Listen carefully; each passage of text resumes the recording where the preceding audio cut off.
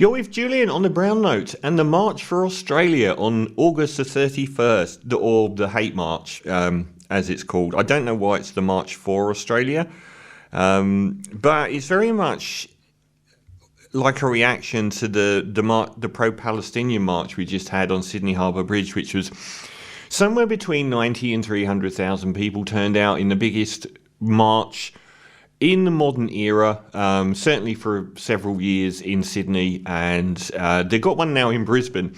So Chris Minns, the Labor leader in New South Wales, has done himself enormous damage by trying to stop the march in Sydney happening, which the court said gets stuffed, and they're trying the same in Queensland now. So it remains to be seen what's going to happen with this march, given its anti-immigrant slant. The March for Palestine seems to have led directly to Albo recognising Palestinian statehood, and Albo has done so well in reading the room. He was getting stick for not doing more, but he really read the room well, but much better than Keir Starmer. So Albo's come out of it smelling of roses, and Starmer's come out of it with this Palestine action thing, which is just blown up insanely. So now they've got, in the UK, they've prescribed Palestine Action as a terror group. So they're printing up lots of T-shirts after this guy got arrested at a protest with Plasticine Action on his T-shirt, and the Plasticine character of Morph. If you're a child in the 70s and 80s, you will remember Morph, made out of plasticine. So very humiliating for the police, but now they're producing them en masse. The right-wing news media in Australia is so out of step with the public, and they have been screaming their heads off. Sky News has been... sometimes I wish I had Sky News at night, the subscription, because some of the pieces that they had on there were absolute insanity. Some of the worst journalism you've ever heard. Well, the right didn't like that march, and they didn't like Albo recognising Palestinian statehood. So this feels like a counter-march. It kind of feels like you don't represent us, and that's what it's for. And it's one of these things like Australia Day. You know, we're going to wrap ourselves in the Australian flag, and you're going to like it. It's for all Australians, just not the lefties, the feminists, the greenies, the teals, the woke, the brown ones, the climate activists, the opposers of genocide. It kind of feels like it's not for all Australians, a bit. It kind of feels like that's a very narrow band of Australians, and they don't own the flag. They keep they tried so hard to get any shot in that pro-Palestinian march that they could use as a weapon. And I said at the start, they've got to be very careful that there weren't enemies of that march just going to whip out some terrorist flag or something like that. But they don't own the Australian flag. And this whole thing feels to me like an attempt to AstroTurf reform UK. So in the UK, the majority of newspapers are heavily right-wing. The Daily Mail, the Daily Express, the Sun, the Times, the Telegraph. They have been giving Reform UK hundreds of millions of dollars of free publicity, which is how Trump got so popular in the first place. But we don't have that here. And Reform itself is mysteriously backed by a lot of big money sources, often ending up in America. So it feels like they're trying to establish Reform UK in Australia, which we don't have. The right-wing populist groups poll terribly at elections.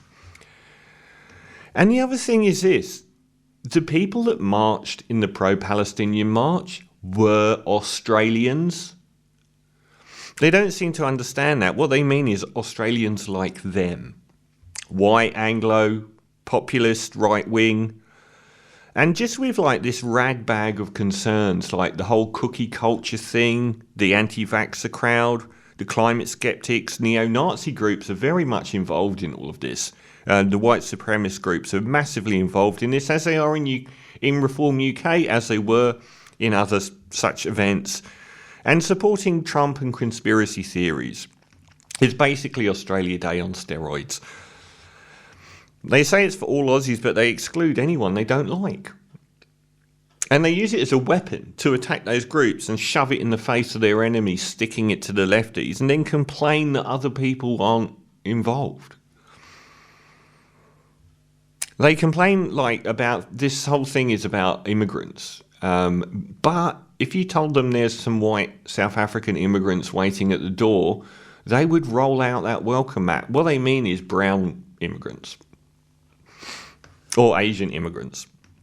You know, they talk about immigrants taking all our housing and that being the housing crisis. There's something like 1 million unoccupied houses in Australia.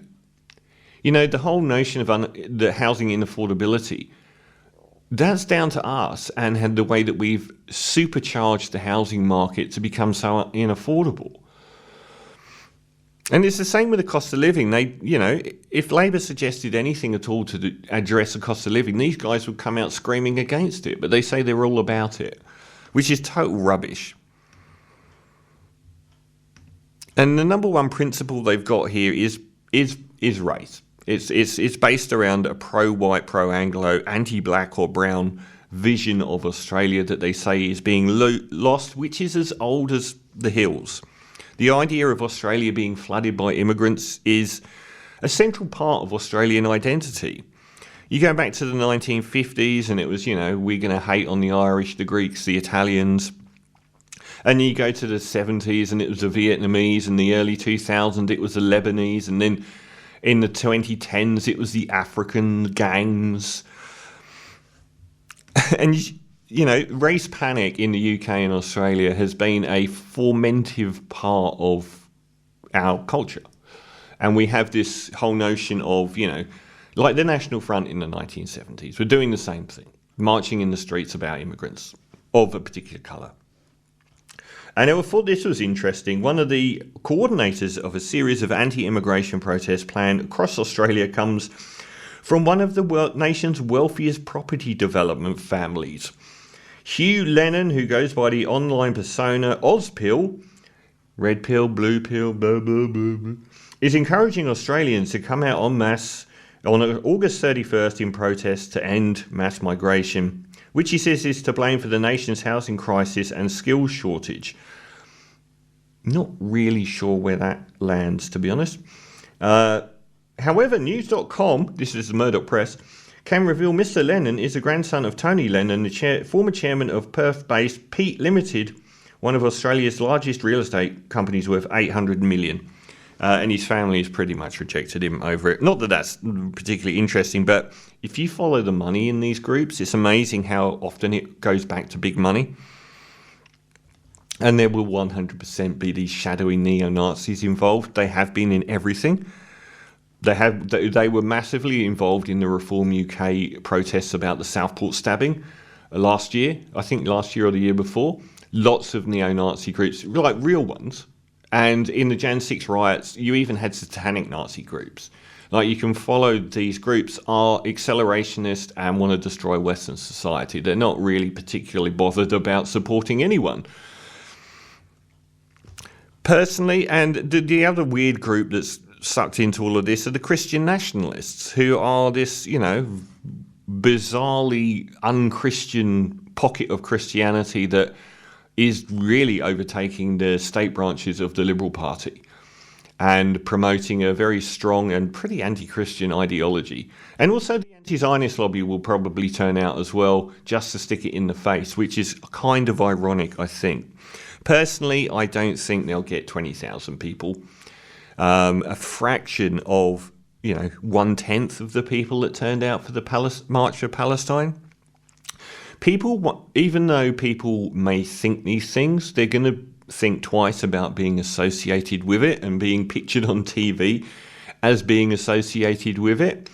It's going to be a lot more prone to violence. I think people were shocked by the lack of any arrests for the Palestine March with hundreds of thousands of people there.